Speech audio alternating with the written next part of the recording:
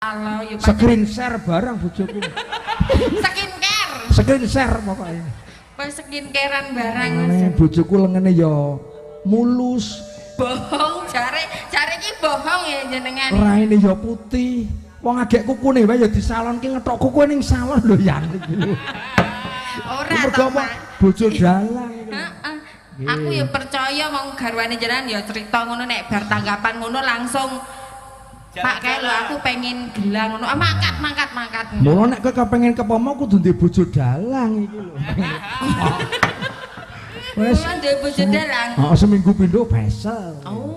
Oh, terus sasi ping pindho ya toh. Sasi ping pindho dolan ning Malioboro numpak dukar. Alah, ya seneng ya Mas ada di bojo dalang ya. Seneng banget.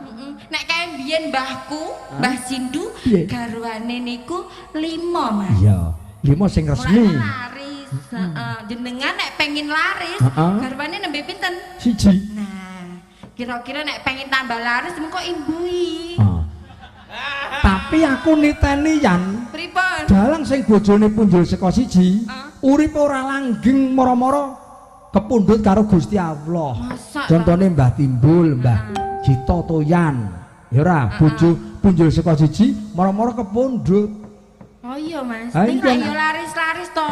Ya laris. Kuncara-kuncara. Heeh, ning ora langgeng, aku trimo 1 wae sing diresmi. Ha iki.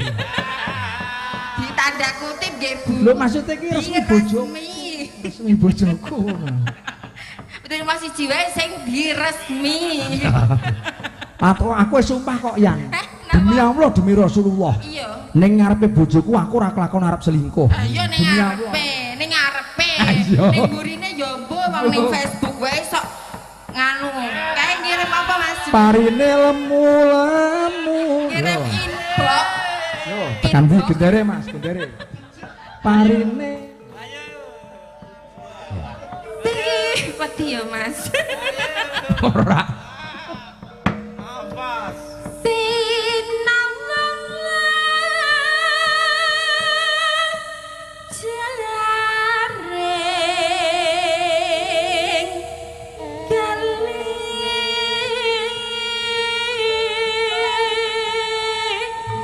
Wong aku mbiyen jaman isik dhewe wae nek upamane tak ladeni ngono ya mesti dadi.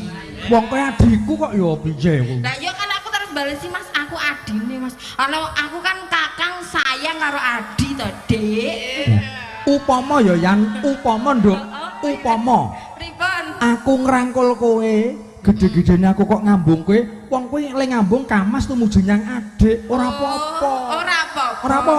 Kuwi kudu wong liya sing kulawarga dhewe. Apa iso? Iya wae. Wong adik kok ora apa-apa. Dadi nek WA sayang-sayangan ngono ya ora apa-apa. Ya ora apa-apa wong sayang karo adike dhewe kok. Pantesan wong sapa-sapa disayang. Pripun Bu? Kowe nek gelem dadi bojone dalang mati ngadeg. Yes. Labo iki. Iki tensine nek cara dare rada munggah iki Yan. Pripun? Mau ming 95 iki tensine 120 iki wis munggah iki. Munggah iki. Kan kajenge mboten adem to Mas. Heeh. Kene engko tekan tensi 195. Oh. Iso melirik mripate ora iso merem mendelik terus. Ora nek karo kae-kae yo nek karo aku ora los. Wong wis tau tak tudokke soalé. Ha iya. Apa-apa. Wong karo adike kok. Kejaba nek aku karo catur lagi bahaya wong kuwi wong liya. Ora kena. Nek karo adike dhewe ora apa-apa wong. Ora apa-apa, aku nuduhke malah yang mbak-mbak. Ya. Kakak yang hilaf. Parine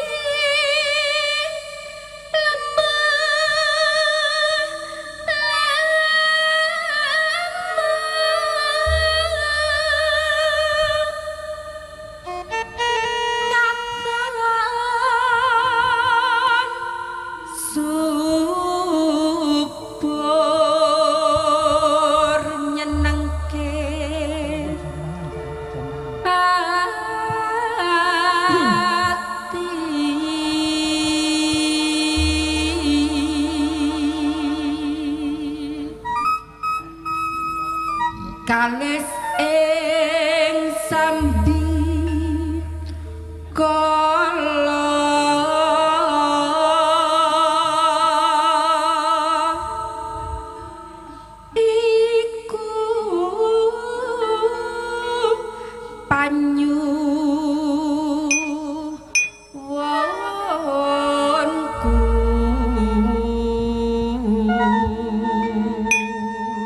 Matur nuwun katur pepundhen kula lan kadang kula Mas Putra Baris saking Jogopaten Kebumen, Mbah Kaum Toyo saking Purworejo ugi nyawiji ngersaken caping gunung.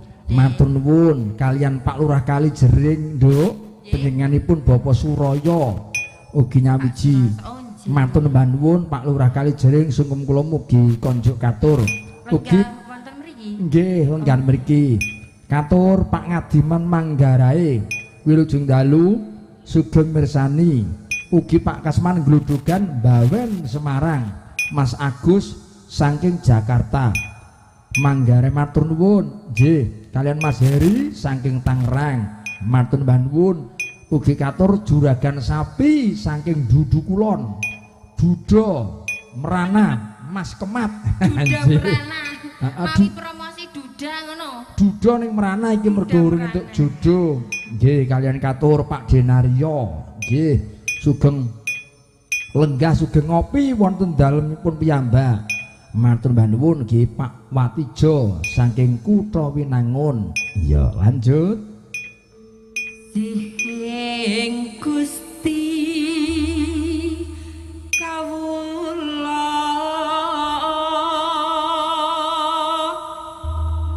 kanca tani yakti saka guru nagri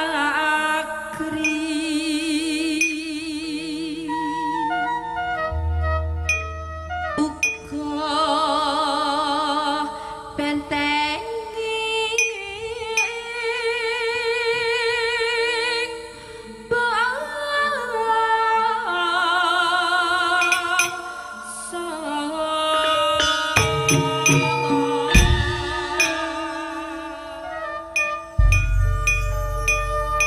Matur nuwun katur Mas Rusman saking Mentawai sampun transfer ngersaken caping gunung. Nggih, insyaallah mangke kula pinangkani.